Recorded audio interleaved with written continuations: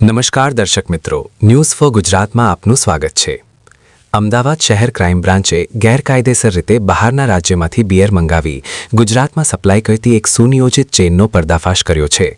મળેલી ચોક્કસ બાતમીના આધારે ટીમ દ્વારા નજર રાખીને કાર્યવાહી હાથ ધરવામાં આવી હતી। તપાસ દરમિયાન સામે આવ્યું કે આરોપીઓ દિલ્હી અને મુંબઈથી અલગ અલગ કંપનીના અને અલગ અલગ બ્રાન્ડની બિયર ખોટા બિલના આધારે મંગાવતા હતા। બિલમાં ખોટા જીએસટી નંબર દર્શાવવામાં આવતા અને બિલ્ટીમાં પણ ખોટી વિગતો દાખલ કરીને માલ પરિવહન કરવામાં આવતો હતો, જેથી કાયદાની નજરમાંથી બચી શકાય।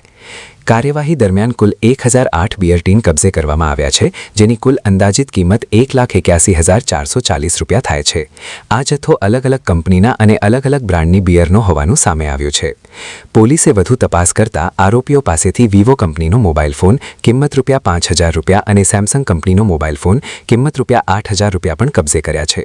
આમ કુલ મુદ્દામાલ કિંમત ₹1,94,440 રૂપિયા થાય છે। પ્રાથમિક તપાસમાં આ ગેરકાયદેસર નેટવર્ક પાછળ અનેક લોકો સંકળાયેલા હોવાની શક્યતા વ્યક્ત કરવામાં આવી રહી છે।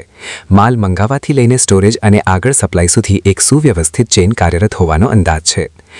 આ સમગ્ર બનાવ અંગે પ્રોહિબિશન એક્ટ તથા ભારતીય ન્યાય સંહિતા કલમ 336(2), 336(3), 338 અને 334(2) મુજબ ગુનો દાખલ કરવામાં આવ્યો છે। હાલ પોલીસ સમગ્ર નેટવર્કના મૂળ સુધી પહોંચવા અને અન્ય સંકળાયેલા આરોપીઓને ઝડપી પાડવા માટે વધુ તપાસ કરી રહી છે। ગુજરાતમાં દારૂબંધી હોવા છતાં આવી રીતે ખોટા દસ્તાવેજોના આધારે માલ મંગાવવાનો પ્રયાસ કાયદા માટે પડકારરૂપ છે, ત્યારે ક્રાઇમ બ્રાન્ચની આ કાર્યવાહી ગેરકાયદેસર પ્રવૃત્તિઓમાં સંકળાયેલા લોકો માટે ચેતવણીરૂપ માનવામાં આવી રહી છે। હાલ સમગ્ર મામલે વધુ તપાસ ચાલી રહી છે।